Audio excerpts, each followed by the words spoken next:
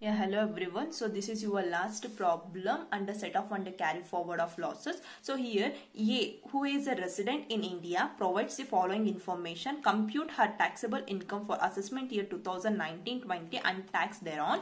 So first one is gross salary. They provided information regarding gross salary. So gross ಕೊಟ್ಟಿದ್ದಾರೆ ಇದನ್ನ ನಾವು net salary ಮಾಡಬೇಕು. So gross salary ನ net ಆಗಿ convert ಮಾಡಬೇಕು ಅದರ taxable salary ಮಾಡಬೇಕು ಅಂದ್ರೆ ಈ ಅಮೌಂಟ್ ಮೇಲೆ we have to provide deduction under section 16. So deduction under section 16 ಅಲ್ಲಿ we already ಇದನ್ನು ನಾವು ಇನ್ಕಮ್ ಟ್ಯಾಕ್ಸ್ 1 ಅಲ್ಲಿ ಆಲ್ರೆಡಿ ಓದಿದೀವಿ. ಸೊ ಡಿಡಕ್ಷನ್ ಅಂಡರ್ ಸೆಕ್ಷನ್ 16 ಅಲ್ಲಿ ಏನೇನು ಅವೈಲಬಿಲಿಟಿ ಸಿಗುತ್ತೆ ಅಂದ್ರೆ first one entertainment allowances, next professional tax, finally maximum limit.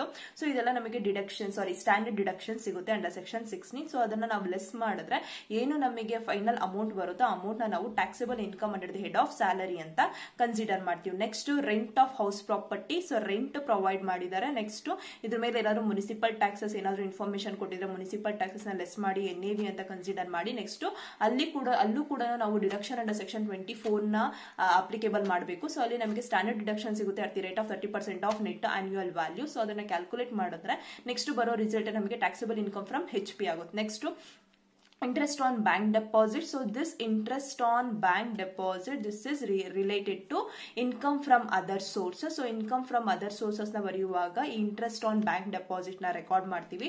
next interest on saving bank deposit. saving bank deposit, so very important. saving bank deposit, this is also fall under your income from other sources. income from other sources alle barutte, but whenever the information is given as interest on saving bank deposit, saving bank deposit, saving ಅನ್ನೋ word ಕೊಟ್ಟಿದ್ದು ಆ bank deposit ಇಂದ ನೀವೇನಾದ್ರೂ interest ನ earn ಮಾಡ್ತಿದ್ರೆ then that individual otherwise HUF is eligible to claim deduction under section 80 TTA. So ಇದನ್ನ already discuss ಮಾಡಿದೀವಿ. Under section 80 TTA this is available in respect of interest on deposit in saving bank account. So this is applicable to individual or HUF. The amount of deduction is whatever the actual interest you earned through this bank deposit, otherwise saving bank deposit, or 10,000 whichever is less. So ಆ amount ನಮಗೆ qualified ಆಗುತ್ತೆ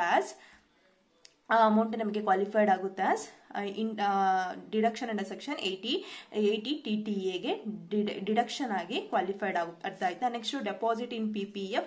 so PPF next ನಿಮಗೆ public provident fund, statutory provident fund, recognise provident fund. So ಈ ರೀತಿ ಎಲ್ಲ ನಿಮ್ಮ provident fund informations ಬರೋದು deduction under section 80C ಅಲ್ಲಿ. ಸೊ ಈ ಡೆಪಾಸಿಟ್ ನೀವು ಮಾಡಿರೋದು PPF ಅಲ್ಲಿ. So PPF comes under 80C deductions. So deductions ಅಲ್ಲಿ ಡೈರೆಕ್ಟ್ 30,000 ನಿಮಗೆ ಡಿಡಕ್ಷನ್ಸ್ ಅಮೌಂಟ್ ಆಗಿ ಕ್ಲೈಮ್ ಮಾಡಬಹುದು. Next employment taxes, as we discuss gross salary information ಕೊಟ್ಟಿದ್ದಾರೆ. ಗ್ರಾಸ್ ಸ್ಯಾಲರಿಲಿ ಅಂಡರ್ ಸೆಕ್ಷನ್ 16 ಅಲ್ಲಿ ಡಿಡಕ್ಷನ್ಸ್ ನ ಕ್ಲೈಮ್ ಮಾಡಬಹುದು. ಸೊ ಡಿಡಕ್ಷನ್ಸ್ ನ ಕ್ಲೈಮ್ ಮಾಡೋಕೆ as we discuss, the first one is entertainment allowances, standard deduction. second one is professional tax. So ಈ employment taxes ನ professional tax ಅಂತ consider ಮಾಡಿ ಈ ಟ್ಯಾಕ್ಸ್ ಅಮೌಂಟ್ ನ ಗ್ರಾಸ್ ಸ್ಯಾಲರಿಲಿ ಡಿಡಕ್ಟ್ ಮಾಡ್ಕೊಂತೀವಿ. Next municipal taxes, this is related to rent of house property taxable income from house property ನ calculate ಮಾಡುವಾಗ ಇನ್ಫಾರ್ಮೇಶನ್ ನ ಯೂಸ್ ಮಾಡ್ತೀವಿ. ₹6,000. Next, very important, tuition fees paid for 3 children ₹15,000 per month per child ಅಂತ ಹೇಳ್ತಾರೆ. So ಇಲ್ಲಿ tuition fees, this is we already discuss under section 80C.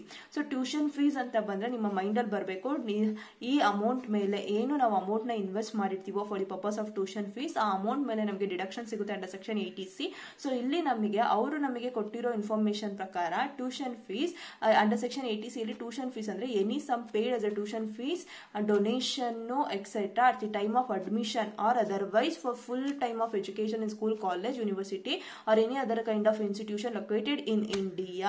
ಏನಾಗುತ್ತೆ ಅಂದ್ರೆ tuition fees for maximum 2 children is allowed ಅಂತ mention ಮಾಡ್ತಾರೆ. So ಇಲ್ಲಿ allowed ಮಾಡಿರೋದೆಷ್ಟು 3 children. So ಈ 3 childrens ನಮಗೆ ಟ್ಯೂಷನ್ ಫೀಸ್ ನ ಡಿಡಕ್ಷನ್ ಅಂತ ಕ್ಲೈಮ್ ಮಾಡಕ್ ಹೋಗೋದಿಲ್ಲ. ಜಸ್ಟ್ 2 childrensಗೆ ಎಷ್ಟು ಟ್ಯೂಷನ್ ಫೀಸ್ ಆಗುತ್ತೋ ಅಷ್ಟು ಅಮೌಂಟ್ ನ ಮಾತ್ರ ಡಿಡಕ್ಷನ್ ಆಗಿ ನಾವು ಅಮೌಂಟ್ ನ ಕ್ಲೈಮ್ ಮಾಡಬಹುದು. Next last one life insurance premium. So repetitive life insurance premium again under section 80C.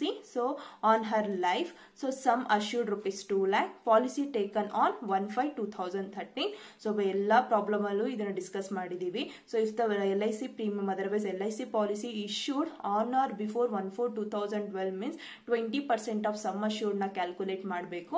Otherwise the life insurance issued on or after 1/4/2012 ಅಂತ ಅಂದ್ರೆ 10% ಆಫ್ ಸಮ್ ಅಶ್ಯೂರ್ಡ್ ನ ಕ್ಯಾಲ್ಕುಲೇಟ್ ಮಾಡಿ ಲೈಫ್ ಇನ್ಶೂರೆನ್ಸ್ ಪ್ರೀಮಿಯಂ ಎಷ್ಟು pay ಮಾಡಿರ್ತಾರೋ amount whichever is less ಅಂತ ನೋಡಿದ್ರೆ ಅದೇ amount qualified ಆಗುತ್ತೆ ಆಸ್ ಎ ಡಿಡಕ್ಷನ್. ಬಟ್ ಈ ನಮ್ಮ ಪ್ರಾಬ್ಲಮ್ ಅಲ್ಲಿ ನಮಗೆ life insurance premium related informations ಕೊಟ್ಟಿಲ್ಲ, ಜಸ್ಟ್ ಸಮ್ ಅಶ್ಯೂರ್ಡ್ ಕೊಟ್ಟಿದ್ದಾರೆ. ಸಮ್ ಅಶ್ಯೂರ್ಡ್ ಮೇಲೆ ಡೈರೆಕ್ಟ್ ಆಗಿ 10% ನ ಕ್ಯಾಲ್ಕುಲೇಟ್ ಮಾಡಿದ್ರೆ ಬರೋ ಅಮೌಂಟ್ ನಮಗೆ ಡಿಡಕ್ಷನ್ಸ್ ಆಗಿ ನಾವು ಅದನ್ನ ಕ್ಲೈಮ್ ಮಾಡಬಹುದು. ಅರ್ಥ ಆಯ್ತಾ? So this is your problem. So first one, so computation of total income. So here first we have to write down the first head, income from salary. Income from salary. So under income from salary, they provided information regarding gross salary and employment taxes. Artha, first one write down gross salary. So gross salary ಅವರು ನಮಗೆ ಕೊಟ್ಟಿರೋದು 3,35,000. So 3,35,000 is gross salary. So here ನಾವಿಲ್ಲಿ deductions ನ ಕೊಡಬೇಕಾಗುತ್ತೆ. Less deduction under section 16. Under section 16. So first one ನಾವಿಲ್ಲಿ standard deductions ನ provide ಮಾಡಬೇಕು. Standard deductions ನಿಮಗೆ ಅಂಡರ್ ಸೆಕ್ಷನ್ 16 ಅಲ್ಲಿ ಸಿಗೋದು standard deduction 40,000. So 40,000 is standard deduction. Next entertainment allowances regarding ಏನು ಇನ್ಫಾರ್ಮೇಶನ್ಸ್ ಇಲ್ಲ. ಲಾಸ್ಟ್ ಒನ್ ನಿಮಗೆ ಇದರಲ್ಲಿ ಡಿಡಕ್ಷನ್ ಅಂಡರ್ ಸೆಕ್ಷನ್ 16 ಅಲ್ಲಿ ಸಿಗೋದು professional tax paid. Professional tax. So ಇಲ್ಲಿ ನಮಗೆ ಎಂಪ್ಲಾಯ್ಮೆಂಟ್ ಟ್ಯಾಕ್ಸ್ ಪೇಯ್ಡ್ ಅಂತ ಇನ್ಫಾರ್ಮೇಶನ್ ಕೊಟ್ಟಿದ್ದಾರೆ ₹5,000. ಈ 5,000 ನೀವು ಡಿಡಕ್ಷನ್ ಆಗಿ ಕ್ಲೈಮ್ ಮಾಡಬಹುದು. ಸೊ ನಿಮ್ಮ 3,35,000 ಅಲ್ಲಿ ನಿಮ್ಮ 3,35,000. ಸೊ ಇದರಲ್ಲಿ ಸ್ಟ್ಯಾಂಡರ್ಡ್ ಡಿಡಕ್ಷನ್ 40,000 ನ ಡಿಡಕ್ಟ್ ಮಾಡಿ, next 5,000 employment tax otherwise professional tax ನ ಡಿಡಕ್ಟ್ ಮಾಡಿದ್ರೆ ರಿಮೈನಿಂಗ್ ಬರೋದು 2,90,000. ಸೊ ಈ 2,90,000 ನಿಮ್ಮ taxable income under the head of income from salary ಆಗುತ್ತೆ. So write down taxable income from salary. So ಇಲ್ಲಿ ಸ್ಯಾಲರಿ ಇನ್ಕಮ್ ನ ಕ್ಯಾಲ್ಕುಲೇಟ್ ಮಾಡಿದ್ವಿ. ನೆಕ್ಸ್ಟ್ ಸ್ಯಾಲರಿ ಆದ್ಮೇಲೆ next head of income from house property, income from HP. So income from HP ಇಲ್ಲಿ ನಮಗೆ ಕೊಟ್ಟಿರೋ information ಎರಡು information provide ಮಾಡಿದ್ದಾರೆ. ಒಂದು rent of house property 1,26,000, municipal taxes. So municipal taxes 6,000. So write down first one actual rent. So actual rent otherwise annual rent receive ಮಾಡ್ತಿರೋದು 1,26,000. So ಇದ್ರ ಮೇಲೆ less municipal taxes. So ಇಲ್ಲಿ municipal taxes pay ಆಗ್ತಾ ಇರೋದು municipal tax paid ₹6,000. So 1,26,000 ಅಲ್ಲಿ ನಿಮ್ಮ 6,000 deduct ಮಾಡಿದ್ರೆ 1,20,000. ಈ 1,20,000 ನಿಮಗೆ ನೆಟ್ ಆನ್ಯುಯಲ್ ವ್ಯಾಲ್ಯೂ ಆಗುತ್ತೆ. ಸೊ ನೆಟ್ ಆನ್ಯುಯಲ್ ವ್ಯಾಲ್ಯೂ ಮೇಲೆ ಡೈರೆಕ್ಟ್ ಆಗಿ ನೀವು ಡಿಡಕ್ಷನ್ಸ್ ನ ಕ್ಲೈಮ್ ಮಾಡಬೇಕು under section 24. Deduction under section 24. So ಇಲ್ಲಿ ನಿಮಗೆ ಡಿಡಕ್ಷನ್ ಅಂಡರ್ ಸೆಕ್ಷನ್ 22 ಅಲ್ಲಿ ಸಿಗೋದು standard deduction. So standard deduction at the rate of 30% of NAV. So NAV ಎಷ್ಟಿದೆ ವ್ಯಾಲ್ಯೂ ನಮ್ಮ ಹತ್ರ 1,20,000. ಸೊ 1,20,000 ಮೇಲೆ 30% ನೀವು ಕ್ಯಾಲ್ಕುಲೇಟ್ ಮಾಡಬೇಕು. ಸೊ 1,20,000 ಮೇಲೆ 30% ಕ್ಯಾಲ್ಕುಲೇಟ್ ಮಾಡಿದ್ರೆ 1,20,000 into 30%. So that is 36,000. So ಈ 36,000 ನ ಡಿಡಕ್ಟ್ ಮಾಡಬೇಕು 1,20,000 ಅಲ್ಲಿ. 1,20,000 minus 36,000. ಸೊ 84,000. ಸೊ ಬರೋ ಅಮೌಂಟ್ ನಿಮಗೆ 84,000 ಆಗುತ್ತೆ. ಸೊ 84,000 ನಿಮ್ದು ಟ್ಯಾಕ್ಸಬಲ್ ಇನ್ಕಮ್ ಫ್ರಮ್ HP. ಅರ್ಥ ಆಯ್ತಾ ಯಾವ ರೀತಿ ಕ್ಯಾಲ್ಕುಲೇಟ್ ಮಾಡ್ತೀವಿ ಅಂತ. Next there is no information regarding PGBP, there is no information regarding income from capital gain. Next they provided information regarding interest on bank deposit, interest on saving bank deposit, both are related to income from other sources and is very important. The interest on saving bank deposit this is subject to deduction under section 80 TTA. So ಇದನ್ನ calculate ಮಾಡಬೇಕಾಗಿ ಅರ್ಥ ಆಯ್ತಾ. Next so ನಮಗೆ ಇಲ್ಲಿ ಯಾವುದೇ informations ಇಲ್ಲ. So direct ಆಗಿ ತಗೊಳ್ಳಿ income from other sources, better income from other sources. So income from other sources ಅಲ್ಲಿ ಕೊಟ್ಟಿರೋ information interest on bank deposit, interest on bank deposit. So interest on bank deposit rupees 14,000, interest on saving bank 12,000. So 14 plus 12, so illi 14,000. Next to interest on saving bank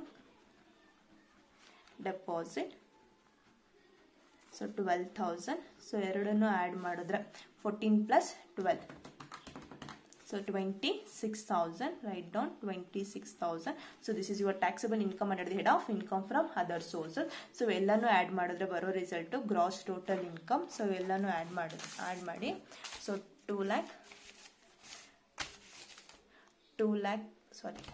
2,90,000 plus 84,000 plus 26,000.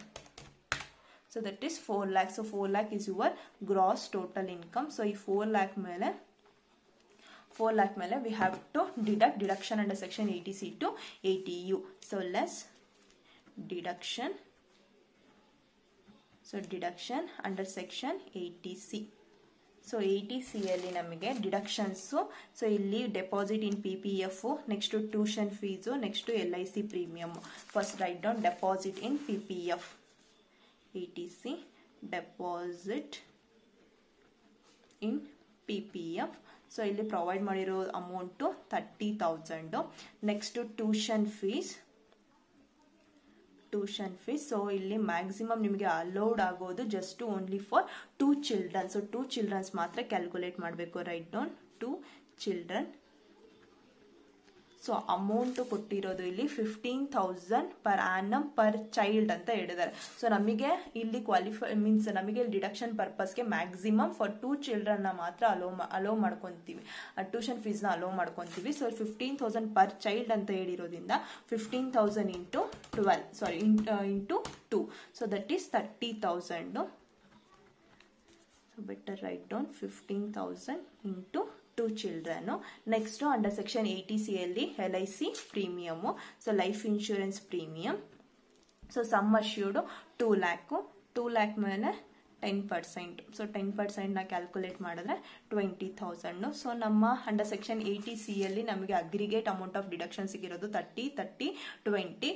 ಮತ್ತೆ ನಮಗೆ ಇಲ್ಲಿ maximum limit ಸಿಗೋದು 1,50,000. Which ever is less ಅಂದ್ರೆ ಮತ್ತೆ qualified ಆಗೋ amount ಈ 3. ಅರ್ಥ ಆಯ್ತಾ?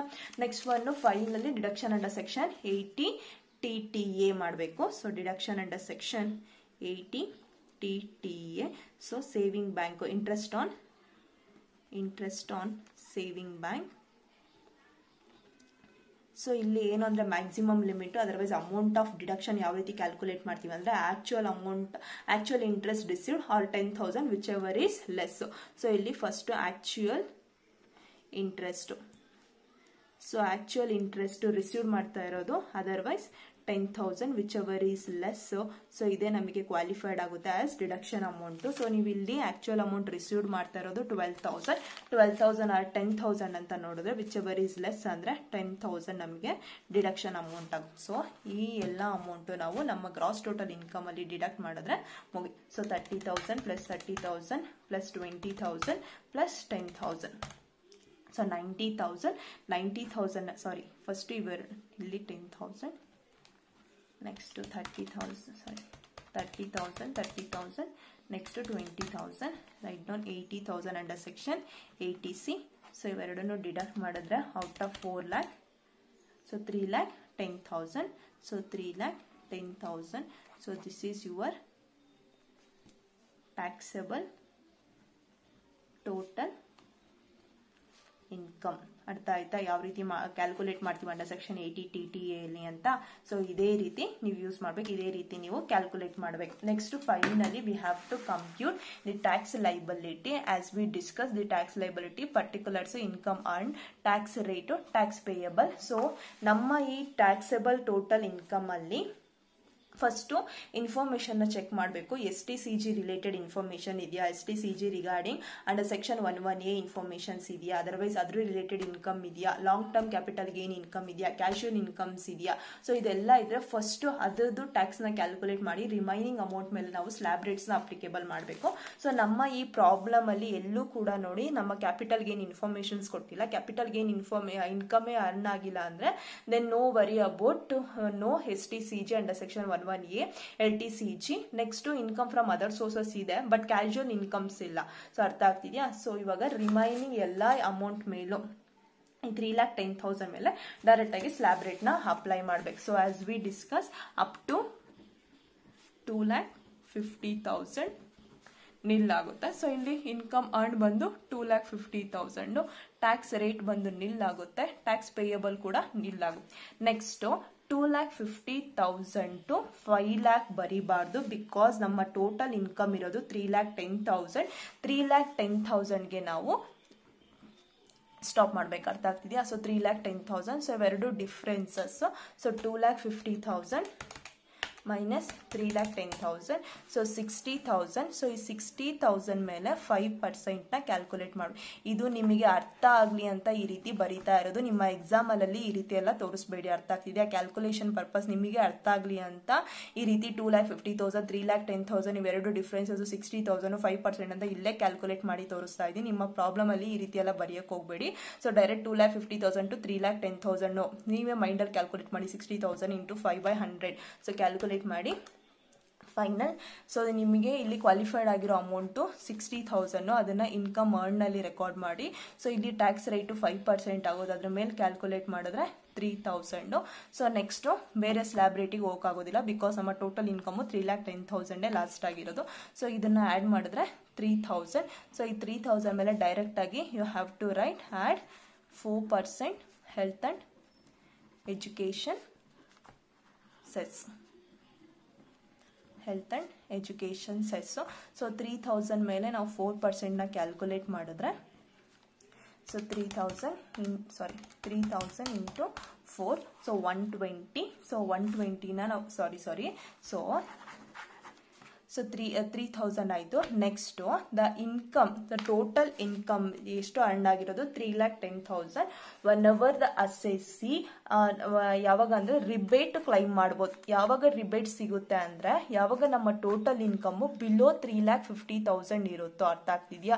ಟೋಟಲ್ ಇನ್ಕಮ್ ಬಿಲೋ 3,50,000 ಇದ್ರೆ ದಟ್ ಇಂಡಿವಿಜುವಲ್ ಅದರ HUF is directly eligible to claim tax rebate under section 87A. So ಅಲ್ಲಿ ಏನ್ ಸಿಗುತ್ತೆ ಅಂದ್ರೆ 100% of tax liability or 2,500 whichever is less ಆ ಅಮೌಂಟ್ ನಿಮಗೆ ಟ್ಯಾಕ್ಸ್ ಪೇಯಬಲ್ ಅಮೌಂಟ್ ಆಗಿ ನೀವು ಅದನ್ನ ಕನ್ಸಿಡರ್ ಮಾಡಬಹುದು. ಅರ್ಥ ಆಗ್ತಿದೆಯಾ. ಸೊ ಇಲ್ಲಿ ನಮಗೆ ನಮ್ಮ ಟೋಟಲ್ ಇನ್ಕಮ್ ಇರೋದು ಎಷ್ಟು 3,10,000. So this is comes under below this fall under below 3,50,000. So ಯಾವಾಗ ನಿಮ್ಮ ಟೋಟಲ್ ಇನ್ಕಮ್ ಬಿಲೋ 3,50,000 ಇರುತ್ತೋ ನಿಮಗೆ ರಿಬೇಟ್ ಸಿಗುತ್ತೆ ಅಂಡರ್ ಸೆಕ್ಷನ್ 87A. ಅರ್ಥ ಆಗ್ತಿದ್ಯಾ. So less tax rebate under section 87A. So ಇಲ್ಲಿ ಹೇಗೆ ಅಂದ್ರೆ ಕ್ಯಾಲ್ಕುಲೇಟ್ ಮಾಡ್ತೀರಾ ಅಂದ್ರೆ 100% of tax liability or 2,500 whichever is less. So ಇಲ್ಲಿ 100% ಆಫ್ ಟ್ಯಾಕ್ಸ್ ಲೈಬಿಲಿಟಿ ಅಂದ್ರೆ 3,000, 2,500 ವಿಚ್ ಎವರ್ ಈಸ್ ಲೆಸ್ ಅಂದ್ರೆ ಕ್ವಾಲಿಫೈಡ್ ಆಗೋ ಅಮೌಂಟ್ 2,500. ಸೊ ಇವಾಗ ನಿಮ್ಮ 3,000 ಅಲ್ಲಿ 2,500 ಡಿಡಕ್ಟ್ ಮಾಡಿದ್ರೆ 500 ಸಿಗುತ್ತೆ. Next finally add 4% of health and education cess.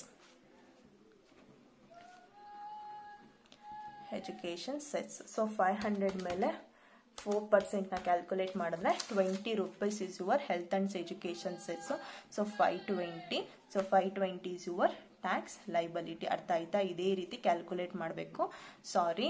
So ಇಲ್ಲಿ ನಿಮಗೆ ಟೋಟಲ್ ಇನ್ಕಮು ಬಿಲೋ 3,50,000 ಇದ್ರೆ ಡೈರೆಕ್ಟ್ ಆಗಿ ರಿಬೇಟ್ ಸಿಗುತ್ತೆ ಅಂಡರ್ ಸೆಕ್ಷನ್ 87A. ರಿಬೇಟ್ ನ ಕ್ಯಾಲ್ಕುಲೇಟ್ ಮಾಡೋದು 100% of tax liability or 2,500 whichever is less. So ಇಲ್ಲಿ 100% ಆಫ್ ಟ್ಯಾಕ್ಸ್ ಲೈಬಿಲಿಟಿ ಅಂದ್ರೆ 3,000, ಅದ್ರ ಮೇಲೆ 2,500 ವಿಚ್ ಎವರ್ ಈಸ್ ಲೆಸ್ ಅಂದ್ರೆ 2,500 ನಮಗೆ ರಿಮೈನಿಂಗ್ ಟ್ಯಾಕ್ಸ್ ಪೇಯಬಲ್ ಅಮೌಂಟ್ ಆಗುತ್ತೆ ಟ್ಯಾಕ್ಸ್ ಪೇಯಬಲ್. ಸೊ ಈ ಟ್ಯಾಕ್ಸ್ ಪೇಯಬಲ್ ಮೇಲೆ ಡೈರೆಕ್ಟ್ ಆಗಿ ಆಡ್ ಎಜುಕೇಶನ್ ಸೆಸ್ನ ಆಡ್ ಮಾಡಿದ್ರೆ ರಿಮೈನಿಂಗ್ ಏನು ಅಮೌಂಟ್ ಬರುತ್ತೆ ಅದೇ ನಮಗೆ tax liability. Make sure. So ಇದನ್ನ ಬರ್ಕೊಳ್ಳಿ. Note under section 80C tuition fees regarding. Next under section 80TT respect to deposit in saving bank. Next finally so salary related. So salary so deduction ಯಾವ ರೀತಿ claim ಮಾಡಿದ್ವಿ ಅಂತ. So professional tax, entertainment. So that's it. Thank you. So we completed your syllabus under income tax. So income tax syllabus ಪೂರ್ತಿಯಾಗಿ complete ಆಗಿದೆ. So next problem number 4th take it as assignment. Remaining ನಿಮಗೆ ಏನೇ doubts ಇದ್ರು you can drop a message in doubt group discussions ಅಂತ. So ಅಲ್ಲಿ ನೀವು ನಿಮ್ಮ ಡೌಟ್ಸ್ನ ಕ್ಲಾರಿಫೈ ಮಾಡ್ಕೊಬೋದು.